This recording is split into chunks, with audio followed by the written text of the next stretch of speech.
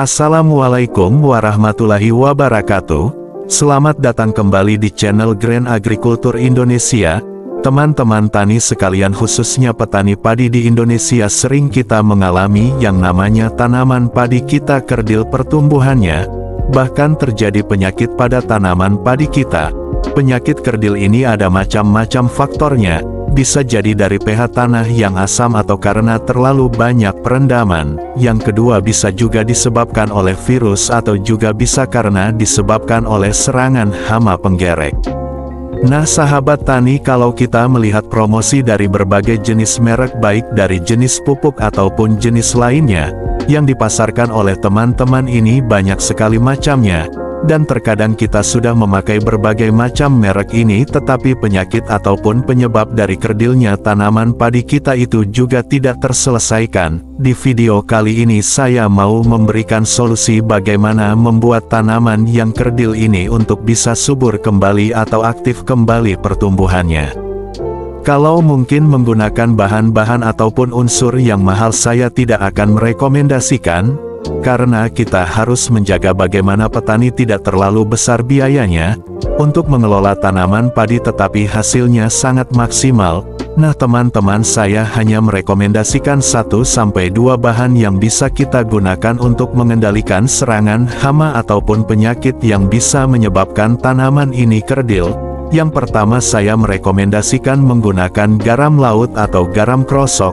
Garam juga bisa mengendalikan sebaran dari virus tungro.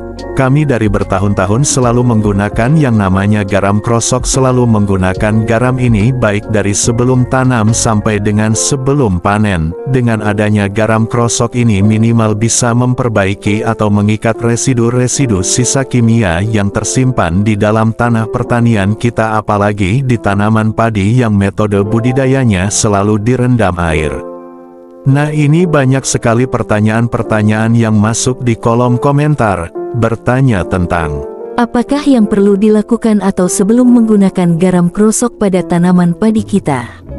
Kapan waktu penggunaan yang paling tepat? Lalu bagaimana cara menggunakan garam krosok serta berapa dosisnya? Lalu apa manfaat garam pada tanaman padi? Sebelum lanjut pembahasan, silahkan subscribe dulu channel ini, agar channel ini semakin berkembang dan terus bisa memberikan informasi tentang pertanian. Nah sahabat tani, sebelum kita menggunakan garam krosok, ada beberapa hal yang perlu kita pahami dan yang perlu kita ketahui terlebih dahulu. Berikut ini yang perlu kita ketahui.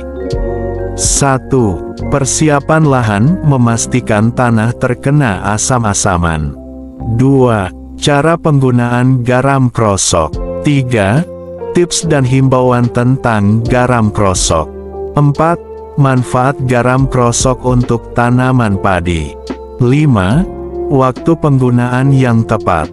Berikut ini penjelasan dari kelima hal yang perlu kita perhatikan. Apakah yang perlu dilakukan atau sebelum menggunakan garam krosok pada tanaman padi kita? 1. Persiapan. Uji tanah untuk menentukan pH dan kadar asam. Pastikan tanah tidak terlalu kering atau terlalu basah. Siapkan garam krosok dengan dosis yang tepat. Lakukan uji coba atau tes kadar pH tanah. pH tanah dengan kadar asam 5 hingga 6 sangat cocok dan efektif. Sementara kadar pH 6 hingga 7 tidak disarankan menggunakan garam krosok. Sementara untuk dosis penggunaan yang tepat yaitu gunakan sebanyak 100 kg garam krosok untuk setiap 1 hektar sawah.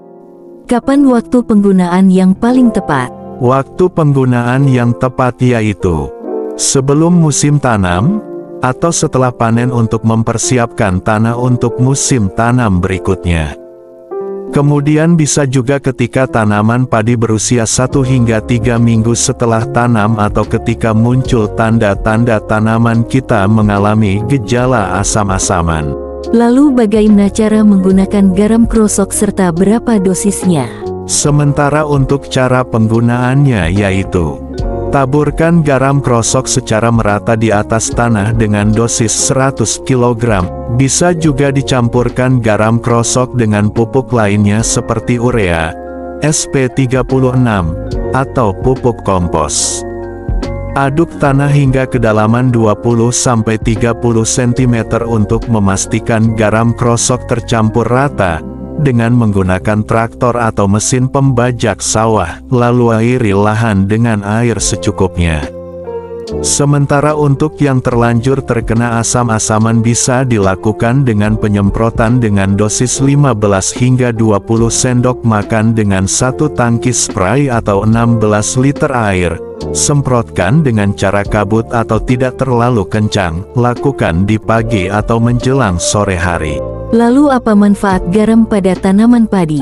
Manfaat penggunaan garam krosok dapat meningkatkan pH tanah, serta mengurangi kadar asam, meningkatkan ketersediaan kalium untuk tanaman, membantu memperbaiki struktur tanah.